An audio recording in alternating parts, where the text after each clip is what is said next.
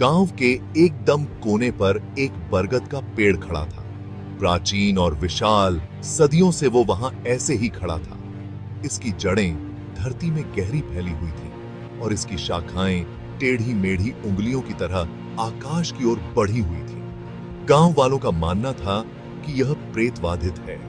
बरगद का पेड़ एक पहचान था, एक मूक प्रहरी जो गांव की रखवाली करता था। लेकिन यह डर का एक स्रोत भी था। रात के समय किसी की भी हिम्मत नहीं होती थी कि उसके पास जाए। गांव के बुजुर्ग कहानियां सुनाते थे। वे अजीब और गरीब घटनाओं और भयानक आवाजों के बारे में बताते थे। गांव वालों का मानना था कि पेड़ आत्माओं का घर था। वे कहते थे कि आत्माएं बेचैन हैं, रात में इधर उधर भटकती रहती थीं, हवा में फुसफुसाती रहती थीं। गांव वाले इससे बचते थे, यह जानते हुए कि कुछ रहस्य अनकहे ही अच्छे हैं। बरगद के पेड़ की पत्तियों से हवा सरसराती हुई गुजर रही थी। यह अपने साथ गीली मिट्टी की खुशबू और कुछ और भी ले जा रही थी। यह एक हल्की धातु जैसी गंध थी। यह डर की गंध थी। गांव वाले अपने घरों के अंदर ही रहे। वे टिमटिमाते तेल के लैंप के चारों ओर दुबके हुए थे। वे रात की आवाजें सुन रहे थे।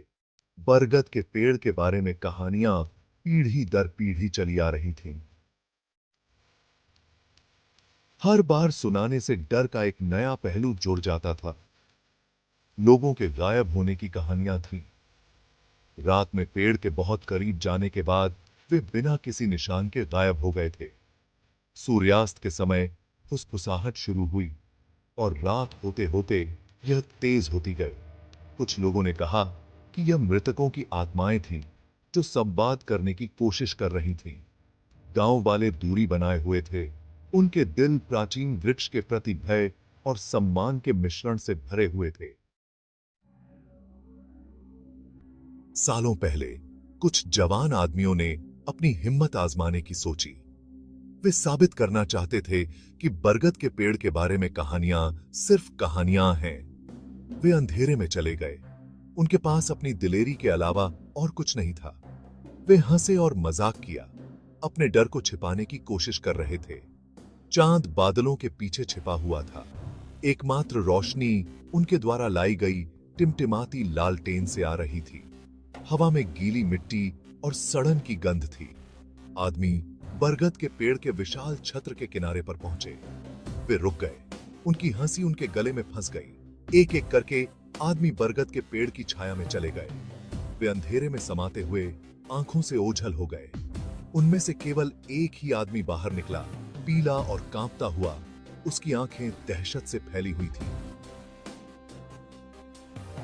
वह फिर कभी पहले जैसा नहीं रहा।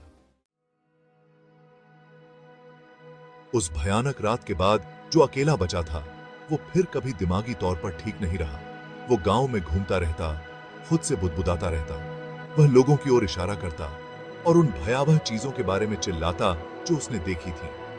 वह उन खतरों की जीती जागती मिसाल था जो बरगद के पेड़ की छाया में छिपे हुए थे। गांव वालों ने उस जवान की मदद करने की कोशिश की। उन्होंने उसे खाना और आश्रय दिया। उन्होंने उसके परेशान मन को शांत करने की कोशिश की। पर कुछ काम नहीं आया। वह पागलपन और आतंक की दुनिया में खो गया था। कुछ ग्रामीणों ने दावा किया कि उस जवान को बरगद के पेड़ की आत्माओं ने पागल कर दिया था। उस जवान आदमी के भाग्य ने गांव वालों के लिए एक भयानक याद दिला दी। बरगद के पेड़ के साथ खिलवाड़ नहीं करना था। एक और कहानी थी। यह गांव वालों के बीच फुसफुसाई जाती थी। यह सफेद साड़ी वाली औरत की कहानी थी। वे कहते थे कि वो बरगद के पेड़ में भूत बनकर रहती है। वो एक दुष्ट आत्मा थी। वो लोगों को अपने जाल में फंसाकर उनकी मौत का कारण बनती थी। कहा जाता था कि वह औरत बहुत खूबसूरत थी। उसके लंबे काले बाल और हरी हरी आंखें थीं। उसने एक सफेद साड़ी पहनी हुई थी जो चांदनी में चमकती हुई प्रतीत हो रही थी। पर उसकी सुंदरता एक नकाब थी।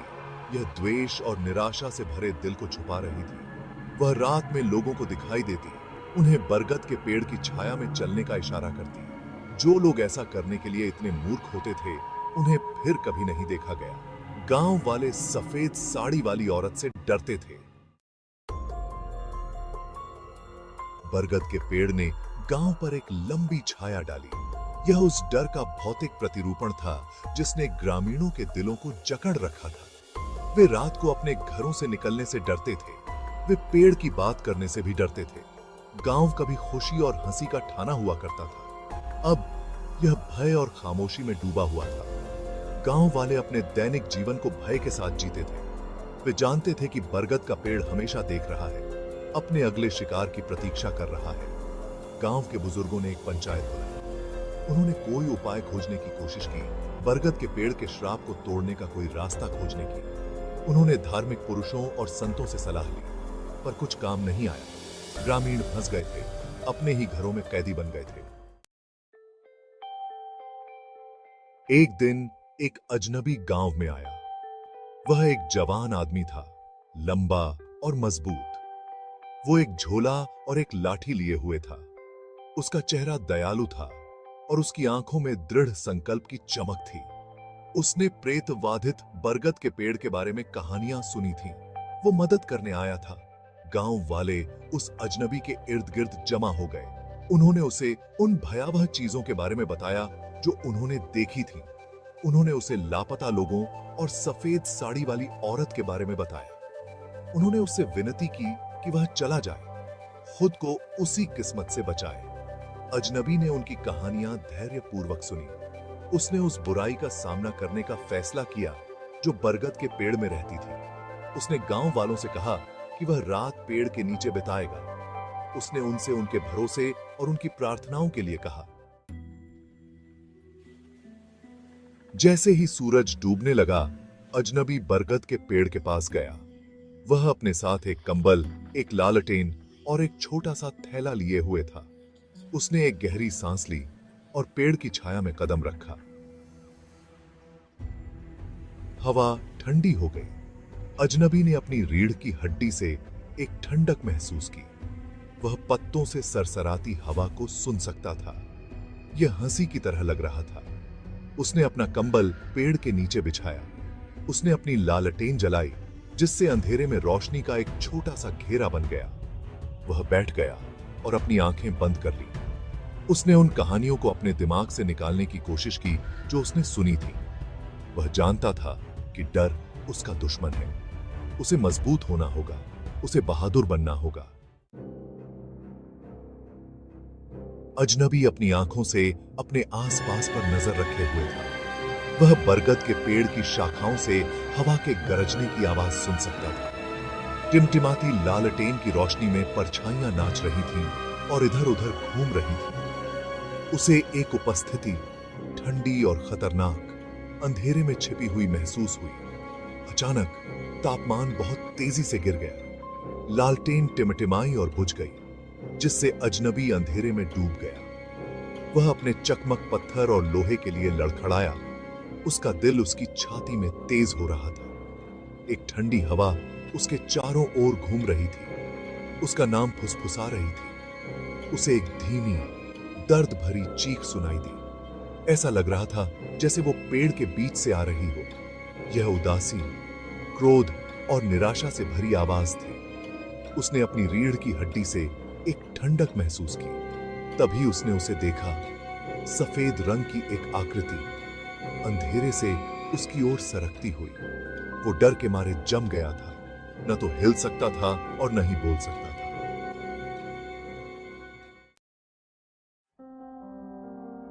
कहानी यहीं पर अचानक खत्म हो जाती है। पाठक को अजनबी के भाग्य और प्रेतवाधित बरगद के पेड़ के रहस्य की कल्पना करने के लिए छोड़ देती है। यह खुला अंत कहानी के भयावह प्रभाव को बढ़ाता है और पाठक पर एक स्थायी छाप छोड़ता है। बरगद के पेड़ के रहस्य अंधेरे में